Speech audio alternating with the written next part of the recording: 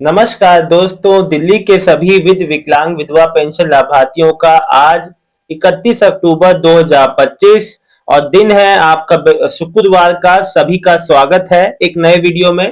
सुबह सुबह आशा करता हूं आप लोग सभी लोग स्वस्थ होंगे। दोस्तों, आप लोग का पेंशन पेमेंट आना चालू हो गया है। सभी का 1 महीना 2 महीना से यानी अक्टूबर सितंबर मार्च से जिन लोग का पेंशन बंद था और या फिर आपका जो है नया पेंशन था, या कोई लोग कह रहे हैं कि हमारा 1 साल से बंद था। देखिए, एक भाई ने मुझे आज एक नया बात बताया। एक भाई मुझसे कहते हैं कि एक बैंक से मेरा डीबीटी हट गया है, दूसरे बैंक में मेरा डीबीटी हो नहीं रहा है। ऐसा कैसे हो रहा है?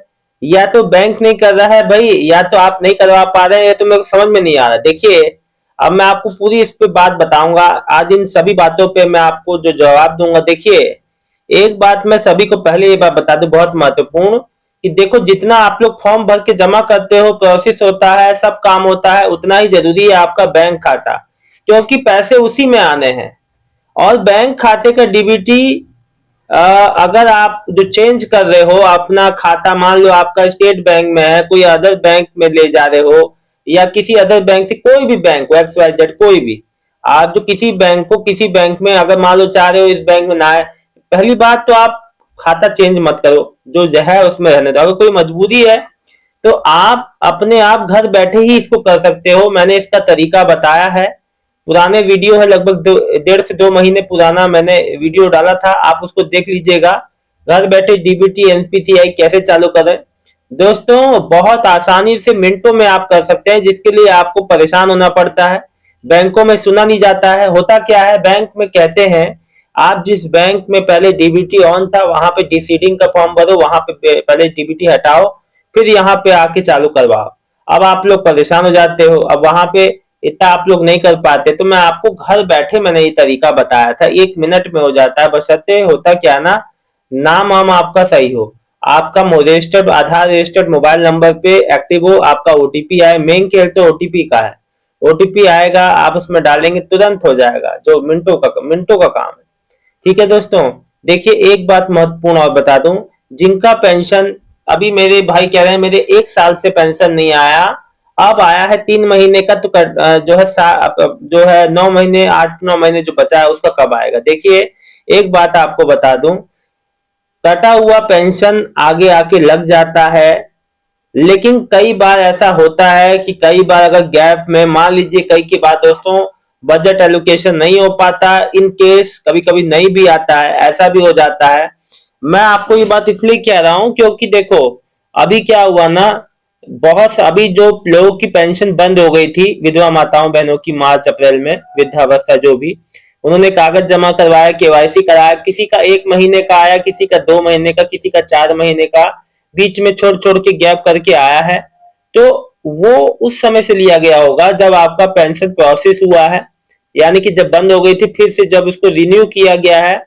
तो इन केस हो भी सकता है आ जाए, इन केस नहीं भी हो सकता है। आपकी जो पुरानी जो कटी हुई पेंशन है, दोनों इसमें जो केस है। अब देखिए, ये बजट एलोकेशन और जो है विभाग पे निर्भर करता है कि ये आपकी जो नेक्स्ट जो पेमेंट होगी उसमें वो लग के आएगा कि नहीं आएगा। इस पे ये बात कहना बहुत मुश्किल है। दोस्तों, मैं आप लोग को बता दूं, जिनका पेंशन रिन्यू हो गया उनको बहुत बहुत बधाई, शुभकामनाएं, क्योंकि आप लोग का पेंशन जो रुक गया था, अब समझिए उसका एक नया आपको जो है नई पेंशन बन गई आपकी, समझिए एकदम नया ही है, क्योंकि आपका पेंशन तो बंद हो चुका था, फिर आपने केवाईसी डॉक्यूमेंट लगा के इसको जो रिन्यू किया, अब आना चालू है। आप किसी बात से परेशान ना हो, आप इस बात से खुश हैं कि आपका पेंशन पेमेंट चालू हो गया। मानता हूं कि आपका कट के आया तो आपको दिक्कत हुई कि भाई जब हमारा सब कुछ सही था तो लगातार आना ही चाहिए, है ना। तो लेकिन इस बार मैं आपको बता दूं कि ये चीज अब दोस्तों देखिए, इसके कई पहलू हैं, कई चीजें हैं इसमें जो मायने रखती हैं, है ना। तो इसमें मैंने जो बात थी आपको क्लियर कट बता दी। और देखिए, एक बात मैं आपको बता दूं, जैसे होता क्या है ना, अब जैसे कोई भी आपने, जब अभी देखिए, जो अब जैसे न्यू जो आपकी वृद्धा पेंशन आएगी, जब आपका पूरी तरह, अब जैसे इसमें देखिए, अब क्या है, कोई भी आप नई योजना के लिए फॉर्म भरते हैं दिल्ली में, तो आपकी अच्छी तरह से गहनता से पहले ही जांच हो जाएगी। बाद में ये जो प्रोसेस होने वाला है ये ना हो, मतलब बार बार आपका कोई भी अब ऐसा नहीं होगा। अब जैसे जो आपको न्यू वृद्धा पेंशन या 6,000 अतिरिक्त जो दिव्यांग पेंशन जो योजना आई है सहायता राशि, उसमें एक बार में जांच प्रक्रिया सही से हो जाएगी, फिर बार बार का आपको परेशान नहीं होना पड़ेगा। इसीलिए ये सब चीजें की गई। हालांकि कहना ये था गवर्नमेंट का कि जो पिछली गवर्नमेंट थी उसमें ये चीजें नहीं हो पाई थी, इस वजह से पेंशन रोकी गई थी और वेरिफिकेशन सबके दोबारा कराने पड़े, ताकि जो अपात्र लोग हैं उनका पता चल सके। दोस्तों मैं आप लोग को एक बात बता दूं, जिन भाई बहनों का अभी तक 1 महीना 2 महीना या पुराने पेंशनर या नए पेंशनर अप्रूव्ड वाले जिनका अभी तक पेंशन पेमेंट नहीं आया, उनको ज्यादा देर तक परेशान होने की जरूरत नहीं है। उनका पेंशन पेमेंट बहुत ही जल्द आने वाला है। दोस्तों हो सकता है आज देखिए, आज लास्ट वर्किंग डे है इस महीने का, और कल से नया महीना चालू हो जाएगा नवंबर का।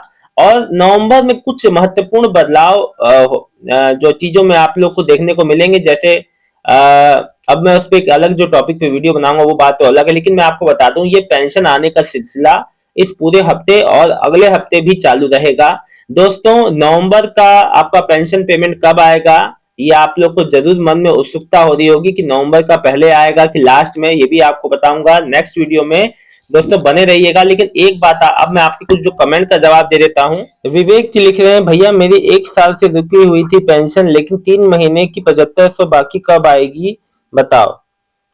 अब देखिए आपकी कौन सी पेंशन है आपने ये भी नहीं लिखा। बहरहाल दोस्त मैं आपको बता दूं, जो आपकी 1 साल से किस वजह से रुकी थी ये भी नहीं बताया आपने, तो ये बताना मुश्किल है। देखिए सबसे पहली बात, आपका आना चालू हो गया, ये सबसे बड़ी बात है कि आपकी पेंशन रिन्यू हो गई, आना चालू है। अगर ये विधवा पेंशन है तो देखिए इन केस आपका नेक्स्ट जो पेमेंट आएगी, मोस्ट प्रोबेबली उसमें पेमेंट लग के आ भी सकता है, नहीं भी आ सकता। देखिए बजट एलोकेशन के ऊपर निर्भर करता है कि बजट एलोकेशन कितना हुआ, कब आपका कैसे प्रोसेस हुआ। अगर ये नई पेंशन है तो हो सकता है जो प्रोसेस टाइम पे स्टार्ट हुआ हो, यानी कि जब से जो बनी हो आपकी पेंशन तब से ही आया हो, उससे पहले का फिर कैसे आएगा, तो ये भी बात है। देखिए एक बात मैं आपको बता दूं, अब इस चीज के लिए ना परेशान होके, आपका जो आ रहा है उसमें जो खुश है उसके लिए परेशान ना हो आप। आना होगा तो नेक्स्ट पेमेंट में जरूर लग के आएगा, नेक्स्ट जो भी पेमेंट आएंगे आपके।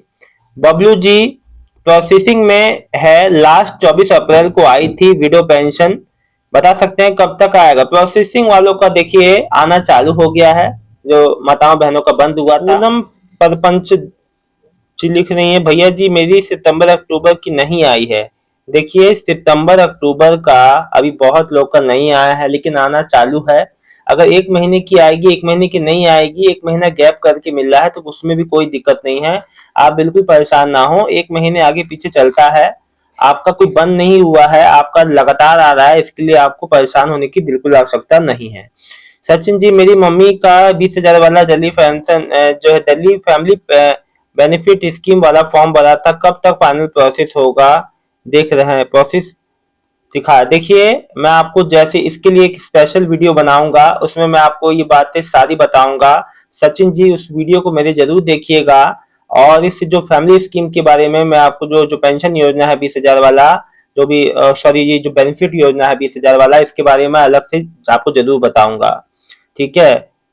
तिवारी बाबा जी लिख रहे हैं, एक बैंक से दूसरे बैंक में डीबीटी लिंक नहीं हो पाने से हो रहा, पहले वाला बैंक हमारा समाज कल्याण विभाग गया था, बोल रहा है आधार सीडिंग हट गया है, दूसरे बैंक में लिंक नहीं हो रहा, समाज कल्याण विभाग बैंक जाकर करवाओ।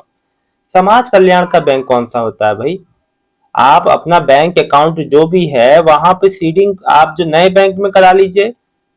ऐसा नहीं हो सकता, जो आप जो बता रहे हैं आपकी बात मुझे हजम नहीं हो रही है, बात कुछ और है, पूरी बात सही से बताइए मुझे, कौन से बैंक में था, किस बैंक में ट्रांसफर आप चाह रहे हैं, पूरी बात बताइए तिवारी जी। मोहम्मद जी सर मेरी मई से न्यू पेंशन अप्रूव हो गई है, अभी तक नहीं आई, प्लीज बताएं। तो अब आपका 2 हफ्ते के भीतर आने की उम्मीद है, आ जाएगा, सबका आना चालू है, न्यू वालों को भी बहुत जल्द आ जाएगा। देखिए न्यू पेमेंट अब आना चालू हो जाएगा, क्योंकि पुराने पेंशनर के जब आना चालू हो गया तो नया वाला भी आना चालू हो जाएगा। आदित्य मल्होत्रा, भैया जी मेरी मदर की विडो पेंशन नहीं आई है, लास्ट अप्रैल में आई थी, 5 बार वेरिफिकेशन हो गया, मम्मी की पेंशन नहीं आया, कब आएगी, भैया अगस्त में ऑफिस गया था, मम्मी के साथ बोल रहे थे कि जो कट गई है वो तो नहीं आएगी और बाकी जो अभी चालू हुई है वो दिवाली से पहले या दिवाली के बाद आएगी, ऐसा बोल रहे थे वो लोग। देखिए मैंने आपसे क्या कहा, इसमें जो है दोनों पॉसिबिलिटी रहती है। बजट एलोकेशन हो गया तो जो कटी हुई भी आ जाती है, कभी कभी नहीं आती है, तो दोनों चांसेस होते हैं इसमें। ठीक है, तो खुद ही आपको सामने से पता चला। अबे चौहान जी मेरी हैंडीकैप्ड हूँ, 72% है, 6,000 पर मिल सकते हैं, अप्लाई कीजिए आप, फिर आपका देखा जाएगा, आप लोग को आपको चेक किया जाएगा भाई उस हिसाब से आप हैं कि नहीं, जैसा भी अब इनका सिस्टम हो। देखिए दोस्तों, आप अप्लाई जब भी आपको योजना के लिए आप 60 से 100 वाले हाई सपोर्ट नीड वाले जो दिव्यांग पेंशनर के जो भाई बहन को अतिरिक्त जो 6,000 का लाभ मिलेगा, आप अप्लाई कर दीजिए। वो आगे का जो प्रोसेस है वो खुद ही पता चल जाएगा, होना ना होना। हो भी जाए तो बहुत अच्छी बात है, नहीं हो तो भी कोई बात नहीं, आपको तो जो पेंशन मिल रही है वो मिलती रहेगी, उससे आपको परेशान नहीं है। तो आप अगर 60 से 100 वाले हैं तो आप अप्लाई कर सकते हैं। ठीक है, साफ एक बात मैं आप लोग को बता दूं, देखिए कोई भी आप काम करें पूरे भरोसे से करें। और देखिए एक बात मैं आपको बता दूं कि जो भी आपका जो लोगों का पेंशन रिन्यू हुआ है, रिन्यू होके अमाउंट आना चालू हो गया है, वो ये ना सोचे कि हमारा इतना 1 महीने का कट गया, 2 महीने का। आप ये सोचिए कि पहले पेंशन आपकी चालू हो गई, आना होगा तो नेक्स्ट जो पेमेंट है उसमें लग के जरूर आ जाएगा, नहीं आना होगा तो कोई बात नहीं, उसको इतना डीपली मत सोचिए। मेन फोकस रखिए कि आपका पेमेंट कभी लैप्स ना हो, पेमेंट कभी गैप ना हो, इन बातों पे आपका फोकस होना चाहिए। दोस्तों आज भी जिसका पेमेंट आएगा, नए पेंशनियर, अब दोस्तों मैं आपको बता दूं, 2-4 दिन में नए जो पेंशनियर है उनका भी पेमेंट बहुत जल्दी हो सकता है, आज भी आना चालू हो जाए। अब इसमें कोई देखिए जैसे जैसे प्रोसेस हो रहा है, रोज धीमी रफ्तार से ही आ रहा है लेकिन आ रहा है सभी का। ठीक है, तो आप इस चीज से निश्चिंत रहें कि आपका नहीं आएगा, आपका लेट आएगा, आप हजार अपने मन से जो सोचते हैं। देखिए और मैं आपको बता दूं, कई बार क्या होता है, आप लोग बैंकों में जाते हैं, बैंकों में आपकी बात नहीं सुनी जाती है। देखिए हर बैंक का काम है आपको उनकी, ये उनका जो है उनका कर्तव्य है कि आपकी बात सुनी जाए और आपका जो, अगर आप जो डीबीटी एनपीसीआई अपना जो बैंक में अपने बैंक में एनेबल कराना चाहते हैं वो करें। लेकिन दोस्तों होता क्या है ना, आपको जानकारी के अभाव में लोग वो चीज को मानते नहीं है। आप उल्टा आपको जो बताया जाता है वो बात बताया जाता है, जो आपको जो घुमाने फिराने वाली बात बताई जाती है। मैं आपको इस सीधी सी एक बात बता दूं, आप अपना घर बैठे जब काम कर सकते हैं तो आपको बाहर जाने की जरूरत क्या है।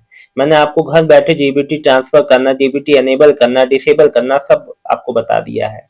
आप अपना बैंक अकाउंट की डीबीटी को डिसेबल भी कर सकते हैं, डिसेबल करके फिर नए अकाउंट में जो एनेबल कर लीजिए, ये भी कर सकते हैं। सब कुछ कर सकते हैं घर बैठे, लेकिन उसके लिए सही गाइडेंस की जरूरत होती है, जो मैं आपको हमेशा देता रहता हूँ। फिलहाल दोस्तों इस वीडियो में इतना ही। शाम तक आप लोग का जिसका भी पेंशन पेमेंट आए, आप लोग के बहुमूल्य कमेंट का मुझे इंतजार रहेगा। बहुत बहुत धन्यवाद दोस्तों, आपका दिन शुभ हो।